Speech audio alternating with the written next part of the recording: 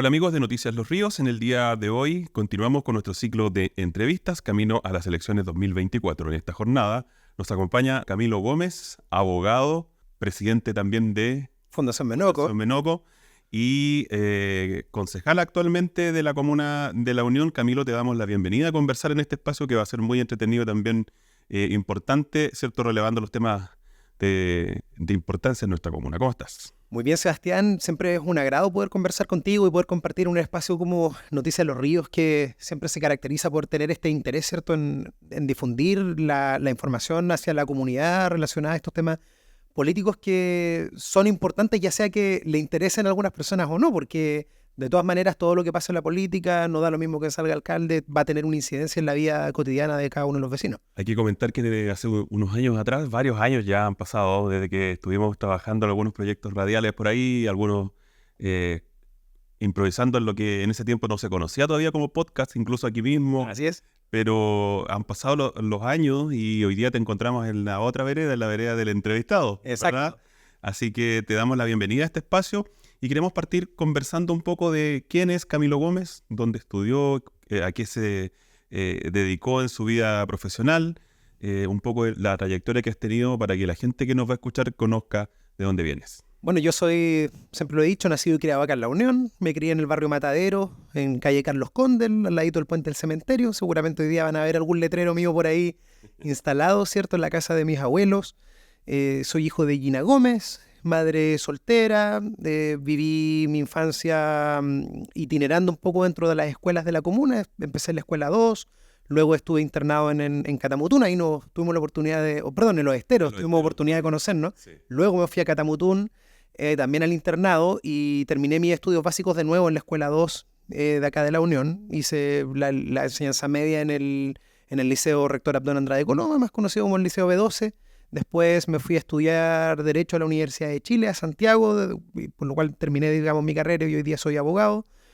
Dentro de todos esos procesos, varias cosas, constituimos Fundación Menoco, que fue una fundación que tenía como objeto poder trabajar temas relacionados a la interculturalidad y formación ciudadana, y que fue un poco ahí donde nos empezamos a conocer y trabajar para poder hacer precisamente cosas que tuvieran un impacto en la comunidad, para enseñar cómo ejercer de manera correcta los derechos, apoyar a las organizaciones en la postulación a proyectos, y que en el fondo la ciudadanía se empodere también de su rol para que ellos puedan fiscalizar, puedan hacer una acción bien concreta respecto de cómo se vinculan con sus autoridades.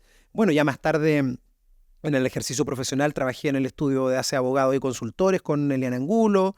Posteriormente, ya de lleno en la política, fui electo concejal en el periodo 2021, que termina pronto, ¿cierto? El concejal con la primera mayoría de la comuna, y actualmente he dedicado mi esfuerzo, a pesar de que también hago ejercicio particular, casi en un 80-90% a dedicarme a la labor pública, o sea, como concejal, trabajar con las organizaciones y seguir desarrollando esos proyectos, porque por ahí va la vocación, ¿no?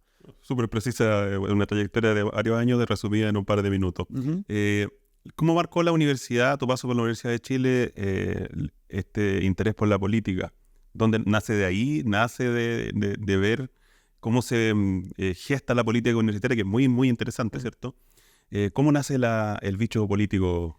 Nace antes de la universidad. De hecho, en la universidad hubo como una suerte de pausa, porque si tú recuerdas, el año 2006 fue cuando se habló de esta revolución pingüina, ¿cierto?, de los estudiantes de la media. Eran estudiantes de media que estaban demandando temas de mejora de educación, el conflicto que había con la LOCE, ¿cierto?, la Ley Orgánica Constitucional de Educación.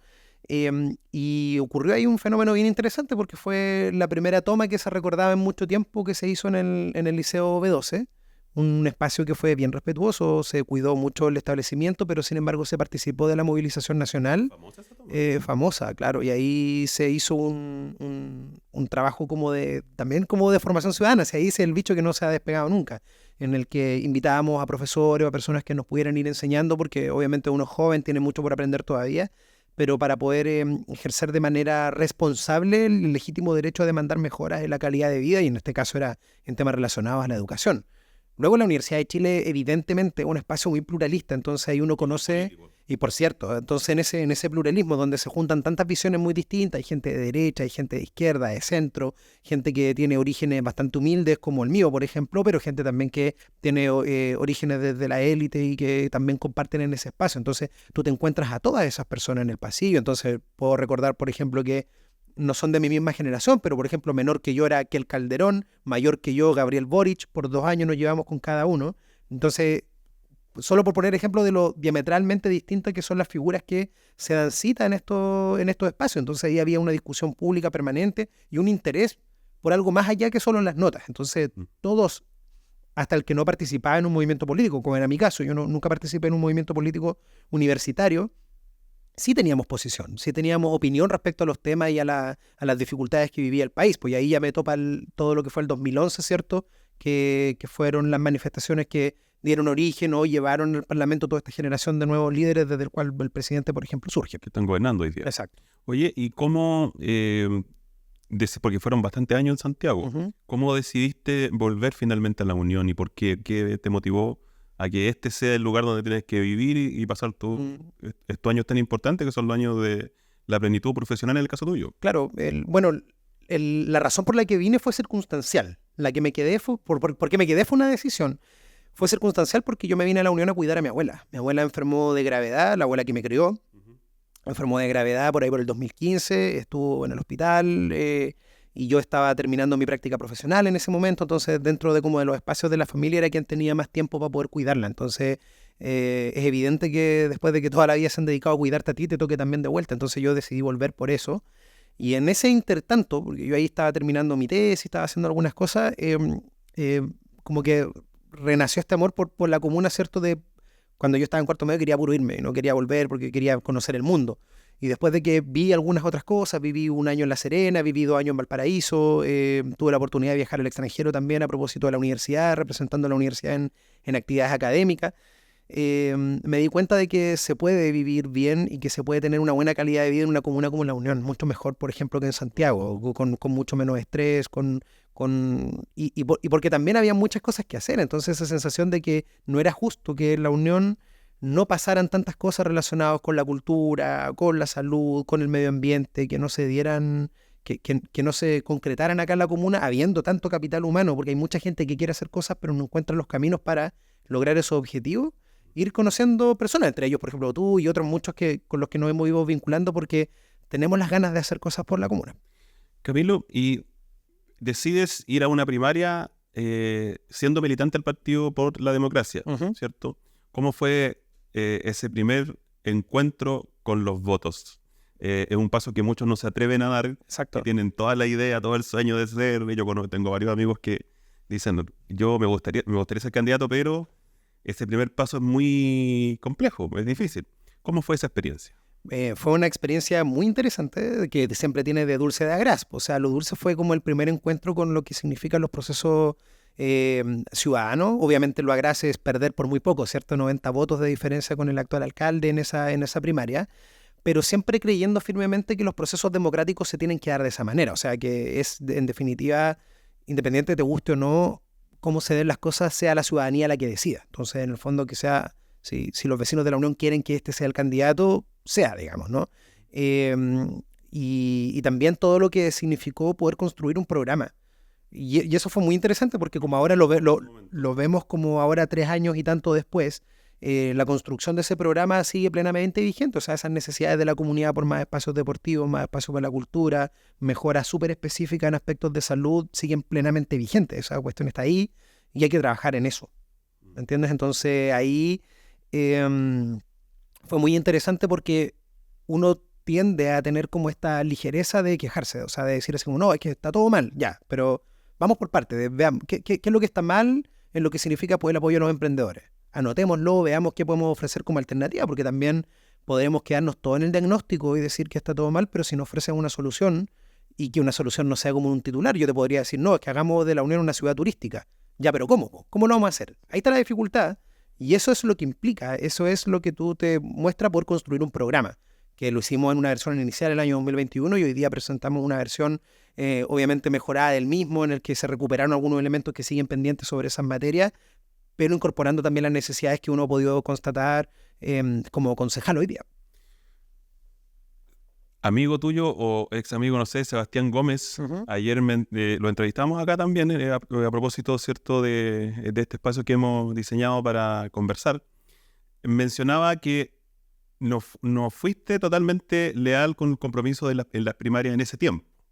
¿Cómo evalúas esa crítica que finalmente, después de perder las primarias, no hayas apoyado a la candidatura del alcalde actual? Mira, yo entiendo que las primarias lo que buscan es sacar del camino a gente. Entonces, si yo cumplí con el objetivo de la primaria en el sentido de que ¿dónde hubiera estado la deslealtad? Encuentro yo en haberme inscrito igualmente. O sea, si yo hubiera perdido la primaria y me hubiera inscrito igualmente por fuera de manera independiente, eso hubiera sido una deslealtad. O no haber respetado los resultados de una primaria que fue una primaria convencional. Eso no estaba amparado por el CERVEL ni nada. Entonces no era un gesto de caballeros.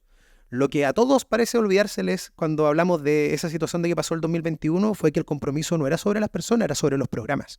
Era presentar programas sobre la mesa y decir yo voy a apoyarte a ti o los 4 candidatos que habían respecto del programa que presentaron.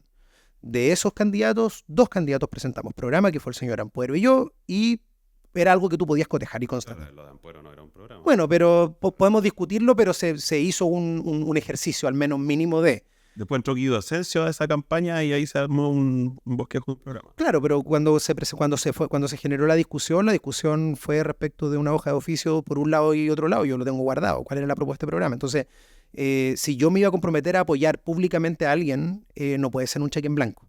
Claro. Porque la política es importante, pero también son importantes las cosas concretas y el plan de trabajo. Entonces, yo esa materia, de hecho yo tuve una conversación con el alcalde Andrés Reynoso y esa conversación, eso lo dimos por resuelto, ¿cierto? Por zanjado. ¿Por qué? Porque fuimos a la primaria, él ganó la primaria, yo respeté los resultados de la primaria, pero no me pidan salir a hacer campaña por una persona que no presenta un plan de trabajo. Ahora, después de esto, decidí ser candidato a concejal. ¿Cómo evalúas a pocas semanas de terminar ya esta experiencia, a la cual ya no vas a ir, al parecer? ¿Cómo la evalúas como experiencia? ¿Cómo evalúas el desempeño del Consejo en general? Hubo una cantidad de polémica bastante importante en el Consejo, cosas que son efectivamente justas, cosas que son también injustas en algunos casos, desde y hacia los concejales, desde y hacia el alcalde. ¿Cómo evalúas esta experiencia, la experiencia de ser concejal? Es una gran experiencia de un aprendizaje brutal porque hay cosas que no te dan los textos, o sea, que tienes que aprenderlos en la práctica. Creo que sobre lo que más uno aprende en estos procesos es sobre la naturaleza de las personas. Creo que eso es lo que te deja, porque claro, nosotros podemos discutir si procede o no procede un recurso, si procede o no procede algo en función de la ley orgánica de municipalidad, y ahí el texto está, ¿me entiendes?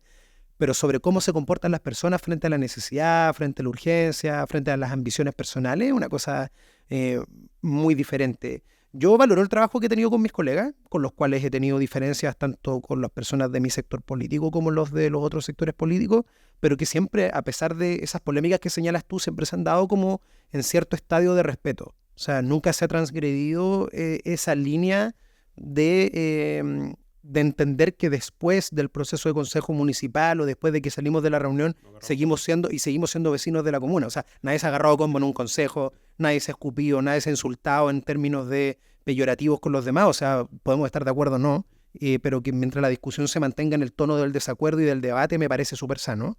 Creo que este consejo, además, a pesar de las polémicas y todo eso que se señala, ha sido muy respetuoso con la administración municipal. Jamás podría la administración municipal decir que ha tenido un consejo obstruccionista, por ejemplo.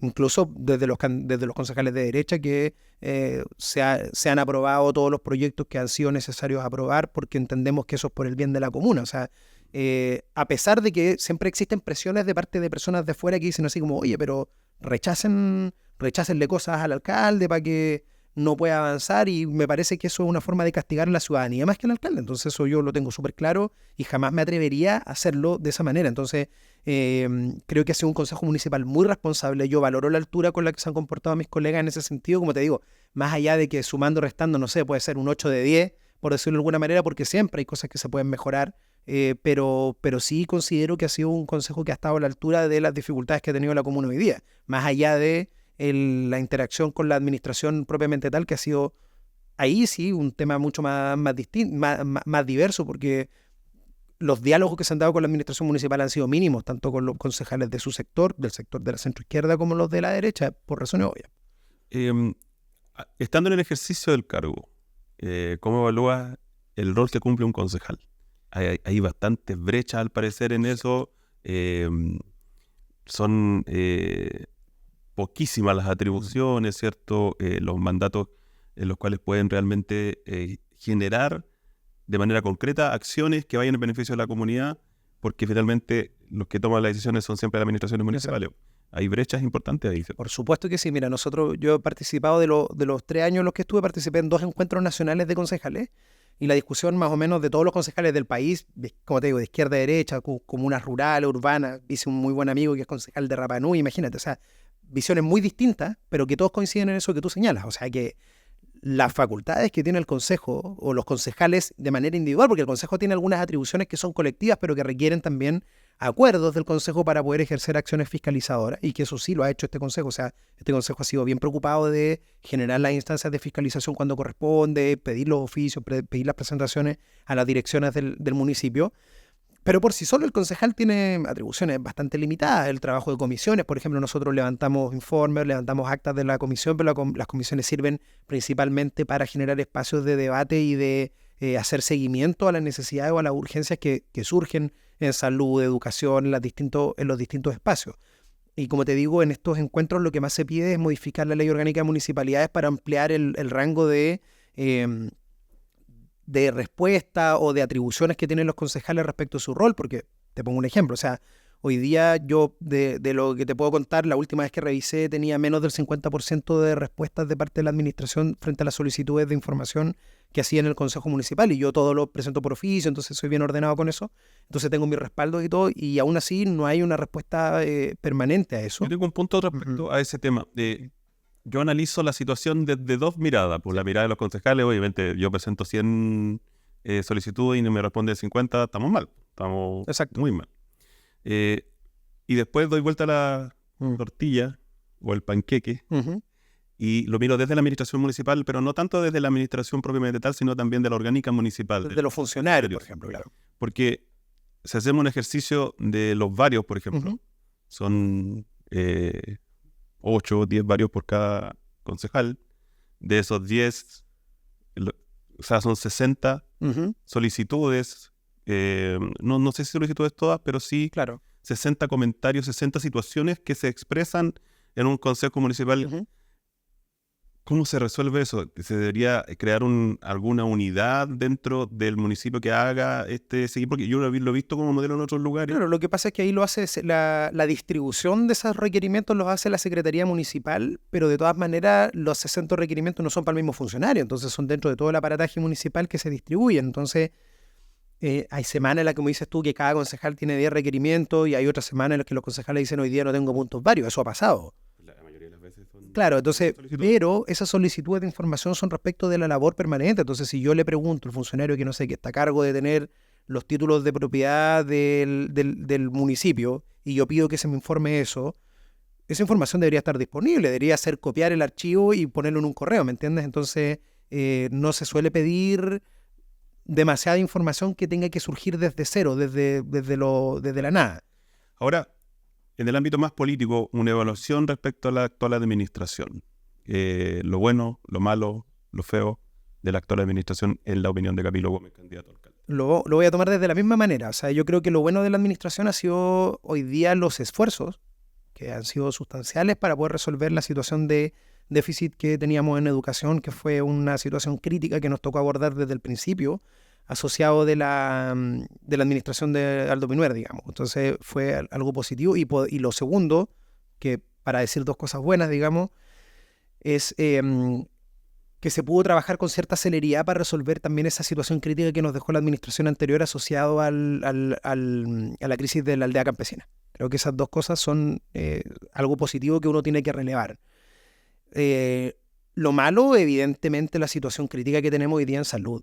Porque más allá de discusiones del comodín de decir que hay un aprovechamiento político porque la discusión se dé a 2 semanas de la elección, lejos de eso, esto es algo que se viene reclamando por parte de los funcionarios hace meses y que nosotros hemos expuesto en el Consejo hace mucho tiempo, porque esta crisis viene por lo menos desde diciembre, cuando no se informa correctamente el tema de la deuda de pago a proveedores y que después nosotros en febrero en el Consejo Municipal se detecta, ¿cierto? Y finalmente no se aprueba la modificación presupuestaria para poder incorporar esos elementos. Entonces, no es algo que surge a 2 semanas de la elección. Esto es un proceso que debió enfrentarse. ¿Cuál es la situación crítica del área de salud municipal? Bueno, en concreto, respecto la situación, lo que tú has visto yendo al lugar. Claro, la situación crítica que nosotros encontramos hoy día en el municipio es el déficit financiero, que ha tenido una situación de demora en compras y que está asociado a que proveedores no están prestando servicio al municipio por deuda, por ejemplo. ¿Y a qué se debe el déficit financiero? El déficit financiero, bueno, se debe primero a temas de gestión. Eso es evidente porque tú tienes que trabajar de manera ordenada con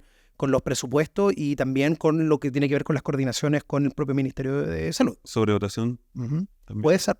Puede ser. O sea, nosotros eso, la dotación lo discutimos año a año. De hecho, ahora nos toca pronto hacer la discusión y de la misma manera en que nosotros lo hicimos en educación, ¿verdad? Se tiene que también transparentar cuáles son los déficits y los problemas que están asociados a salud.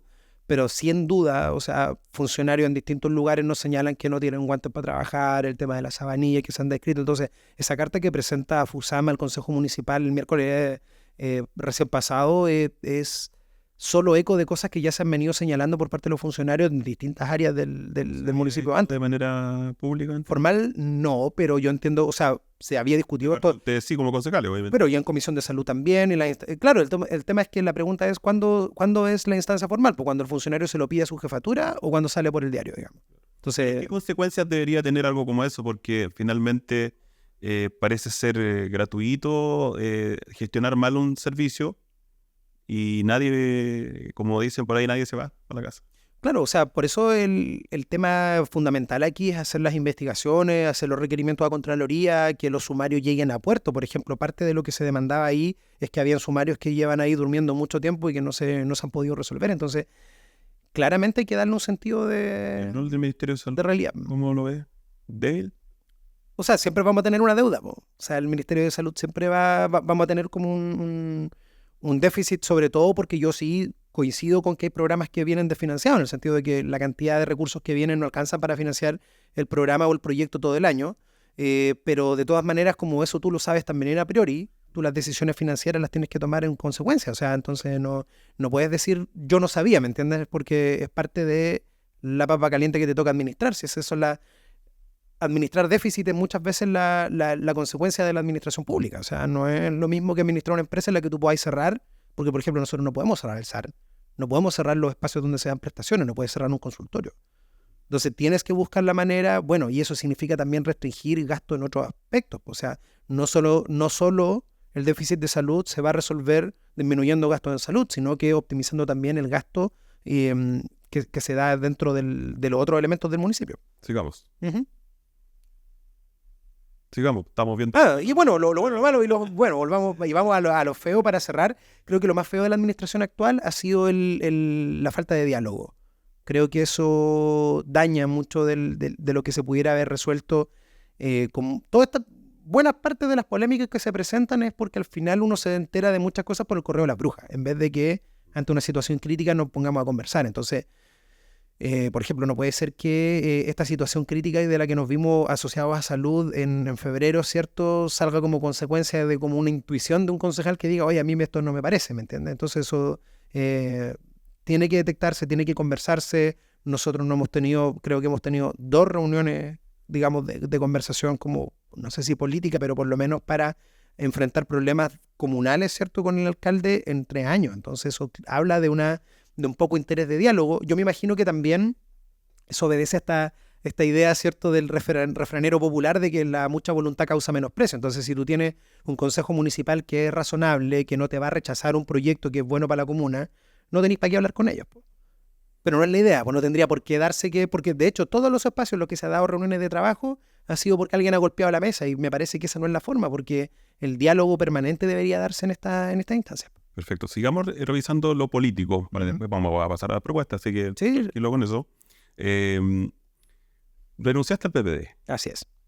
Primero, ¿por qué ingresaste al PPD y por qué decides renunciar al PPD? Es un tema que nosotros abordamos muchas veces en las conversaciones que tuvimos. Así es.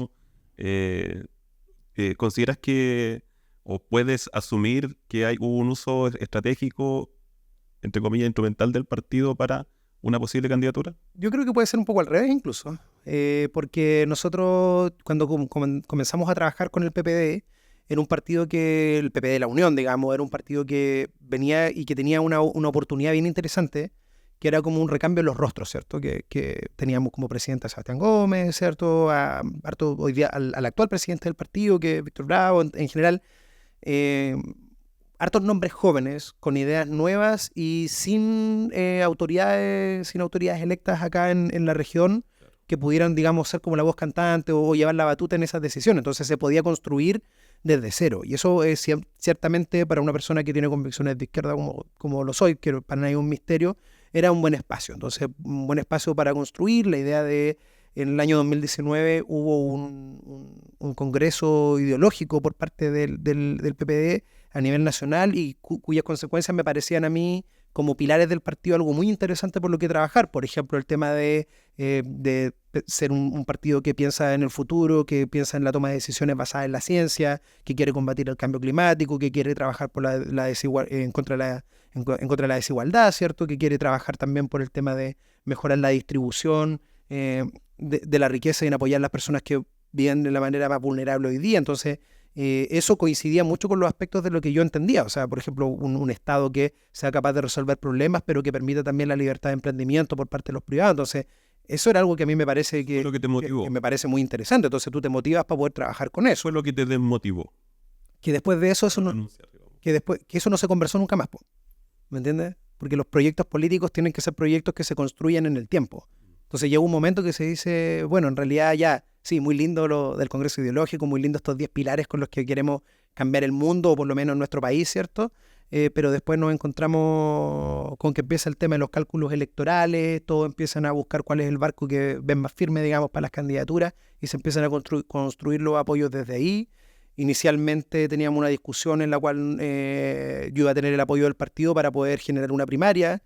Ese apoyo después se diluyó, a pesar de que habían discusiones paralelas y como muy, muy disonantes. Entonces, al final, cuando las decisiones se toman por fuera, creo que con justo derecho, cuando no son eventualmente los partidos los que paran los proyectos políticos, sino que los ciudadanos, los dirigentes con los que hemos trabajado, los vecinos con los que hemos estado comprometidos, nosotros nos debemos a ello. Entonces, la razón por la cual yo renuncio al PPD es para poder ser coherente con la propuesta que yo le había hecho inicialmente a la comunidad, es decir, que sea la ciudadanía la que a través de su voto decida quiénes son las autoridades que ellos quieren. Entonces, si eso no lo hacemos con una primaria, bueno, se hacen las urnas.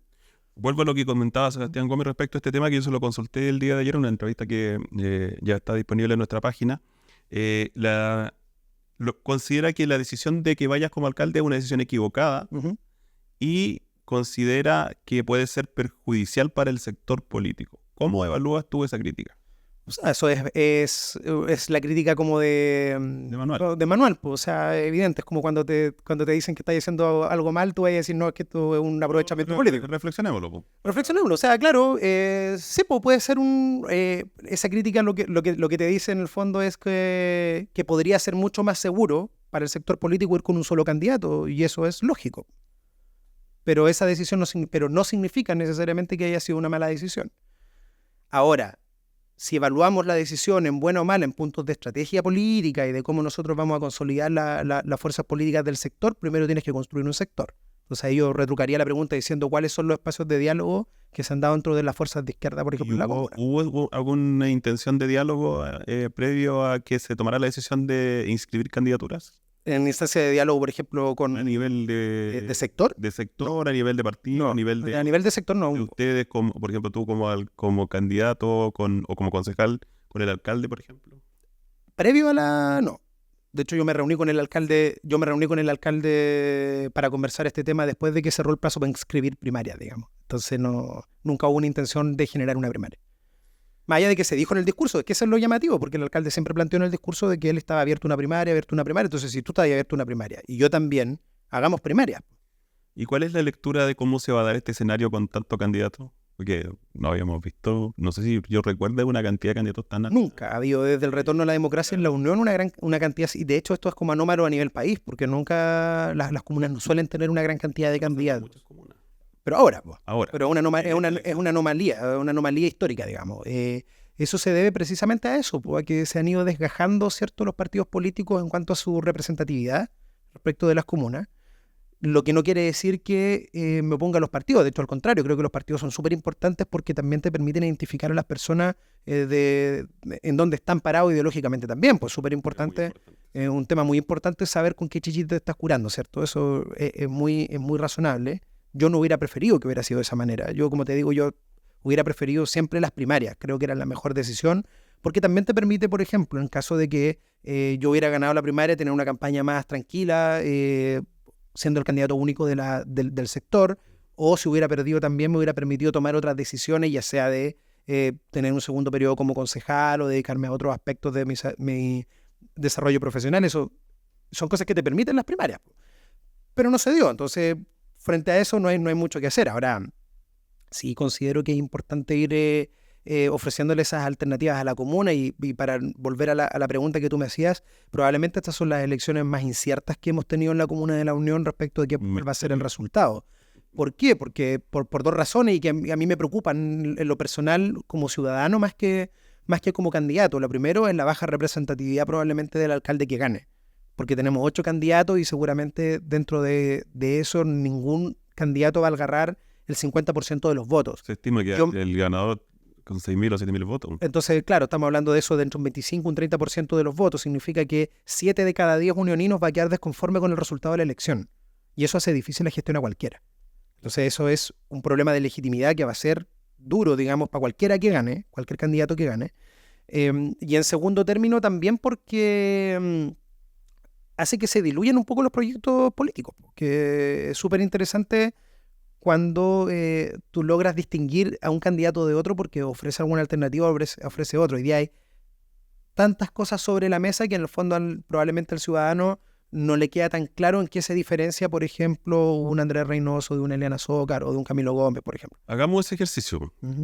¿Por qué crees tú que tú deberías ser alcalde y no Andrés Reynoso? ¿Qué debilidades, qué ventajas tienes tú respecto a él para administrar una comuna como la Unión? La primera es que tenemos una propuesta. O sea, eso es siempre un plus porque lo que nos permite son dos cosas. Primero, que nosotros entramos a la alcaldía con una hoja de ruta trazada, es decir, nosotros queremos entrar a la alcaldía para hacer esto. Entonces no vamos a empezar a improvisar y decir, bueno, ahora que ganamos, vemos qué hacemos. Porque eso es como mucho de lo que pasa y lo personal también, como ciudadano, más que como candidato, me molesta. Porque la idea es que si yo voto por alguien, voto por un proyecto, porque al final Juanito Pérez, alcalde, puede, no sé, puede caerle un rayo, ¿cierto? Y al otro día desaparecer, pero el proyecto queda y todos quienes adquieren ese proyecto van a tratar de sacarlo adelante, ¿me entiendes? Tú no puedes votar por un caudillo como que fuera un general, así como no funciona así la cosa. No debería, por lo menos. Eso es lo primero, tener un programa que te genere una hoja de ruta y también que te genera eso que a los ciúticos les gusta decir de la accountability, ¿no? Que es poder hacerle seguimiento y poder tener un papel en el que diga, oiga, pero usted prometió estas 10 cosas y no ha hecho ni una.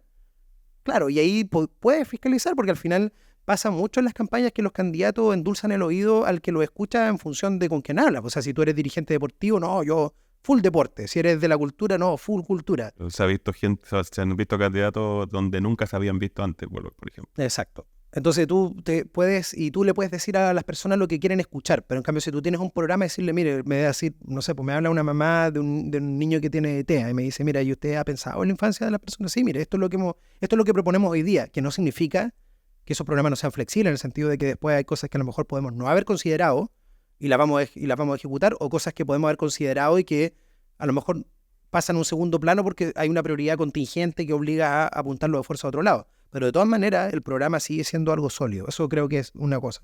En segundo lugar, creo que tengo las competencias para poder abordar una administración municipal de manera adecuada, en el sentido de entender cómo funcionan los municipios ya en una doble versión, porque inicialmente lo veíamos desde una visión profesional, en mi situación de abogado, ¿cierto? De conocer la normativa, de conocer cómo funcionan los procesos municipales desde lo teórico, pero ahora la concejalía también me ha dado esos elementos prácticos de poder entender cómo funciona lo cotidiano, porque como se dice, otra cosa es con guitarra, tenéis que ver las dinámicas también de la propia comunidad, cuáles son los intereses. A veces uno tiene ideas que son como más voladas en el sentido de querer proyectar la comuna en algunas cosas, pero hay necesidades más urgentes que atender de la comunidad. Entonces, antes de hacer castillos, ¿cierto? También hay que pensar en las veredas y tapar los hoyos. Lo mencionaste en su momento antes de pasar a las propuestas. ¿Qué te parece que quiera volver al Pinuer? Mira, la verdad es que a mí no me parece la mejor de las alternativas, ciertamente, no estaría ni dentro de mi top 3, digamos, de candidatos en caso de que yo tuviera que tuviera que votar, precisamente por el déficit de educación, que es un lastre con el que ha tenido que cargar la administración actual, y nuestra administración, si la ciudadanía nos elige, va a tener que cargar con ese proceso hasta la desmunicipalización, que es el 2029. Entonces es una mochila que no es menor. ¿Ya? Fue uno de los procesos, si no me equivoco, cuando tuvimos una reunión al principio de nuestro periodo y con el ministro de Obras Públicas, la Unión era una de las comunas que tenía menores índices de inversión. A diferencia, por ejemplo, de la administración de la señora Angélica Astudillo, que tenía una inversión, digamos, impactante en comparación con las otras comunas, y que de inversión efectiva, porque también se habla mucho como de las carteras de proyectos, pero yo te puedo parar 400 carpetas y decir que tengo un montón de millones de pesos en proyectos, pero ahí hubo plata invertida, o sea que tú la veías, las cosas construidas de ese periodo, y que no fue así en el periodo de Donaldo. Y como te digo, yo de él tengo la mejor impresión como persona, pero no basta ser buena persona, también lo hemos mencionado, para poder llevar adelante una buena administración. ¿Quién es tu candidato a gobernador o gobernadora regional? Mi candidato a gobernador o gobernadora regional, Luis Cubertino. Luis Cobertino. Sí. Es tu candidato. Sí. Pasemos a propuestas. Hablemos de lo que identificas como las principales brechas de la comuna, a lo que vas a entrar el primer día a tratar de hincarle el diente y a resolver. Ya, tenemos dos caminos, o sea, tenemos el camino de corto plazo y de largo plazo, ¿cierto? Ahí el camino de corto plazo es atender las necesidades de urbanización de la comuna. O sea, porque ni siquiera hablamos de la comuna del siglo XXI, estamos hablando de que la Unión sea una comuna del siglo XX, es decir, que tenga agua potable garantizada para las personas, que tenga alcantarillado, que tenga asegurado la pavimentación, o sea, que haya calles de tierra dentro de la comuna. Ya a esta altura es inaceptable cuando estamos en el 2024, que se suponía que los autos iban a andar volando, ¿me entiendes? Entonces eso es lo primero. Pero también en paralelo yo creo que es súper importante dentro de las propuestas poder generar proyectos de largo plazo, y yo lo he dicho también en varias instancias que he conversado con los vecinos, que es mezquina la administración que no planta árboles porque no se va a poder refugiar en su sombra. O sea, que pensar solo en 3 o 4 años para yo cortar la cinta y que se vea qué es lo que se está haciendo, que evidentemente también hay que hacerlo, no podemos descansar en el futuro, ¿cierto? Pero sí, la Unión necesita poder hacer ese tipo de inversiones. O sea, lo como hablaba, por ejemplo, el tema de el Centro Cultural, la recuperación de la Casa Dualde, son proyectos de mediano a largo plazo. Yo he propuesto indefinidamente el tema de la construcción de un nuevo CESFAM, porque eso también nos va a permitir resolver parte de la crisis de salud que tenemos hoy día. Son los costos que significa mantener abierto el consultorio, el Maitén, que no está su infraestructura reconocida por el Servicio de Salud y que implica un gasto permanente para el municipio. Entonces es como un saco roto. Y eso se resuelve generando inversión pública. O sea, como dice, la plata llama a la plata. Y esa inversión pública hay que hacerla. Hay que desarrollar eso en temas de salud. Necesitamos hacer inversión en educación. Hay varios establecimientos que necesitan poder trabajar esas medidas, y ciertamente lo que uno tiene que trabajar en el corto plazo también son los programas, porque siempre cuando uno piensa en la administración piensa en la infraestructura, pero los programas tienen que poder desarrollarse, y los programas son cosas que se pueden desarrollar mucho más rápido porque requieren menos. Vinculada a la vida cotidiana y social de la... Exacto, requieren mucha menos plata, y que tú puedes trabajar con adultos mayores, con infancia, con temas sociales, culturales y de salud, sin necesidad de hacer como un gran despliegue, una gran cantidad de gasto público para poder lograr objetivos interesantes en solución de problemas. Ahora, en 4 años que dura la administración municipal, generalmente se arriesgan en decir, ¿sabes qué? Yo quiero que cuando termine mi administración esté construido esto. ¿Qué proyectas tú como algo concreto en materia de infraestructura? En materia de infraestructura. En la comuna de León, que es necesario. Necesitamos la recuperación de la Casa Dualde. La recuperación de la Casa Dualde es algo que deberíamos tener listo en nuestro periodo, porque probablemente en las condiciones que está hoy día no llegue a otro. Por eso digo que es urgente, porque si se te cae la Casa Dualde, se termina de caer o de podrir lo que está pasando hoy día. Mango y incendio. Por supuesto, entonces, claro, entonces no podemos permitirnos perder eso. Probablemente no es lo más urgente para la comunidad. Entonces hay que hacer el distingo, pero yo creo que poder dejar andando el proyecto, por ejemplo, de la Escuela Radimadi, la reposición de la Escuela Radimadi, que es una urgencia, el tema del CESFAM y el COSAM, que son dos cuestiones de salud, el Centro de Salud Mental y el CESFAM son cosas que tienen que quedar paradas. Entonces son cuestiones que son urgentes y que tenemos que trabajar. El tema hay ventajas porque estos acuerdos de colaboración a nivel regional con el gobierno regional son muy sólidos. Por ejemplo, le ha permitido que las administraciones construyan postas. O sea, por ejemplo, todas las comunas han inaugurado postas como consecuencia de los convenios de programación, que ahora se va a discutir uno nuevo, entonces seguramente vamos a poder tener también pronto repuestas las postas de la comuna, hay que trabajar en eso. Y necesitamos también, sí o sí, generar espacios para el emprendimiento local, y eso es algo que tenemos que discutir y que tenemos que dejar implementado dentro de estos 4 años. En materia de seguridad, es el tema que preocupa a Chile, a todos, y nos preocupa en realidad. Por supuesto. Está pasando muy seguido que ya hay preocupación por ponerle rejas, como dice el chiste de cierto humorista, reja a la reja. Más rejas y más rejas. Estamos como algunos sectores, algunas familias han decidido cercar su casa completamente para evitar lo que de a poco se empieza a sentir con mayor fuerza, que es la inseguridad y el aumento de los delitos. ¿Cómo desde el municipio se puede abordar de una manera más efectiva la seguridad? Es muy compleja la pregunta porque tienden a caerse en respuestas populistas asociadas al tema de la seguridad desde lo municipal. Por ejemplo, que un alcalde diga, no, vamos a traer más carabineros, eso es una mentira, digamos. O sea, es una mentira de plano porque es algo que no está en control del municipio. Pero sí se puede mejorar la gestión de la manera que se está realizando hoy día. O sea, yo soy partidario de mejorar, de hacer una reforma dentro del trabajo que se realiza desde la oficina de seguridad pública para poder mejorar los aspectos preventivos, o sea, darle sensación de seguridad a la comuna, algo que dejamos de ver ahora por un tiempo porque la plaza está cerrada, pero por ejemplo, no hace mucho teníamos riñas todas las semanas dentro de la plaza, muchas situaciones también relacionadas al narcotráfico. Probablemente el principal problema, porque, a ver, hay que ser honestos, o sea, personas que roben cilindros de gas van a haber siempre. Eso no lo vamos a poder evitar, pero no son bandas organizadas que meten droga en las poblaciones, que amenazan a los vecinos, que amenazan a los dirigentes cuando se ganan un proyecto. Hasta lo echan de vena en una ciudad. Claro, entonces es distinto. Claro. O sea, no vamos a poder evitar un cierto índice de delincuencia. Ninguna ciudad es 100% segura. No existe. En Chile probablemente no existe en el mundo, ¿me entiendes? Pero sí tenemos que evitar, por ejemplo, llegar a situaciones en las que en la Unión tengamos portonazos, abordazos, turbazos y todas esas cosas. Todos los asos que vemos en la televisión, ¿cierto? Y que a nosotros nos tienen preocupados porque la pregunta que surge en la ciudadanía es como, ¿cuándo nos va a tocar a nosotros? ¿Cierto? Lo que hay que hacer es trabajar en eso. Creo que el principal problema que tenemos hoy día en la comuna relacionado a seguridad y que tenemos que abordar es el tema del narcotráfico. O sea, hay que cortar las patas de los narcos que están en la Unión, que por cómo se ve no son grandes bandas, por tanto también es algo que tú puedes abordar con inteligencia, con un trabajo colaborativo que se pueda realizar a nivel preventivo por parte del municipio en relación con las policías. ¿Me entiendes? Entonces, esas cosas creo que son importantes, el poder generar proyectos de protección comunal. Yo en mi periodo de concejal hemos desarrollado ya y implementado y cerrado 3 proyectos de seguridad pública de alarmas comunitarias en distintos lugares de la comuna. Entonces, tenemos esa experiencia de lo comunitario, sabemos qué es lo que necesitan los vecinos.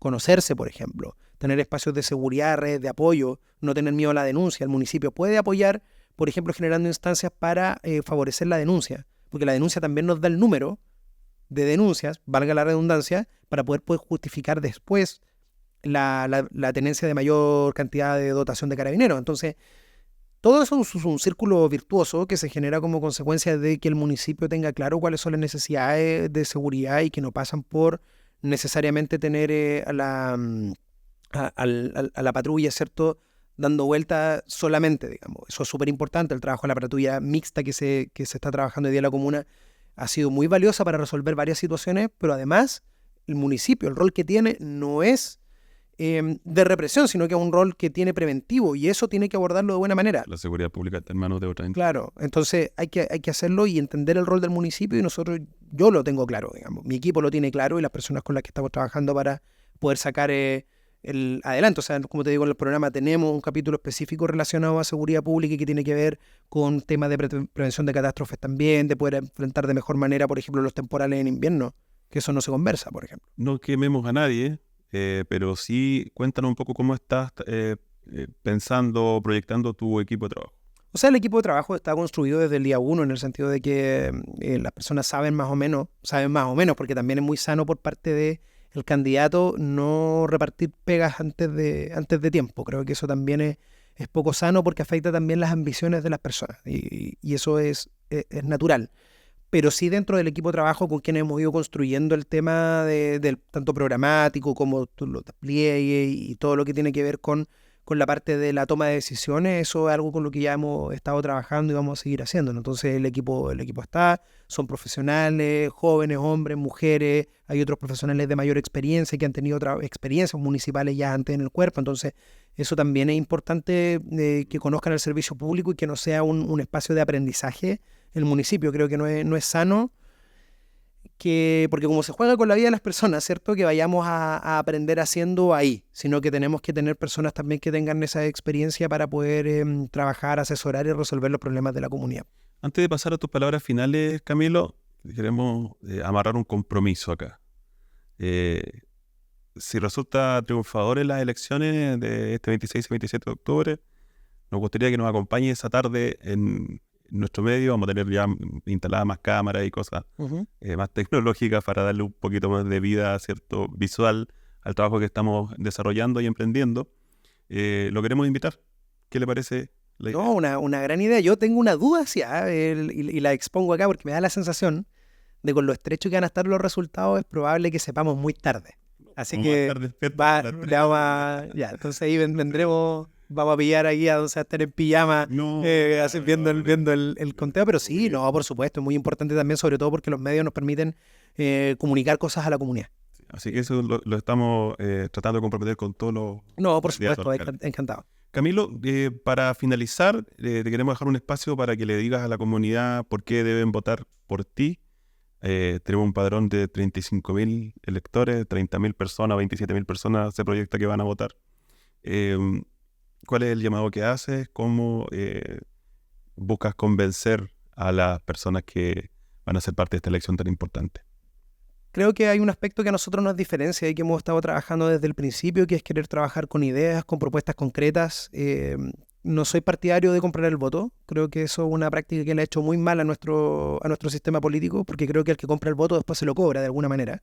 Entonces, siempre el llamado es a la comunidad, bueno, si le ofrecen algo, recíbalo, digamos, pero cuando esté frente a la urna, pregúntese quién cree usted que puede ser la mejor persona, que tenga las mejores competencias para poder administrar la comuna y brindarle a usted una mejor calidad de vida. Porque un saco de papas cada 4 años, digamos, que son como las malas prácticas, ¿cierto?, la vieja política, no subsanan o no resuelven el daño que significa tener una persona que no tenga las capacidades para poder representar, y más que representar, poder accionar y resolver problemas de la comuna en el sillón de la alcaldía. Creo que tenemos una propuesta razonable, sana, 63 páginas de programa que abordan distintas materias que son de interés de la comuna. Tenemos un equipo competente y preparado para poder enfrentar esta situación y estas demandas que van a seguir surgiendo por parte de la comuna, porque los problemas de una comuna como la Unión no se terminan nunca, en el sentido de que en la medida que vayamos resolviendo los problemas más básicos van a ir surgiendo nuevos problemas más sofisticados, pero también tenemos ganas de llegar allá, ¿cierto? O sea, sería lindo que los problemas del futuro sean, por ejemplo, que se necesite otra biblioteca, por ejemplo. Pero para poder llegar a eso, tenemos que resolver primero los temas de salud, los temas de vialidad, los temas de iluminación, que son cuestiones básicas que tenemos. Camilo Gómez, muchas gracias por estar con nosotros el día de hoy. Encantado, Sebastián. Gracias a ti.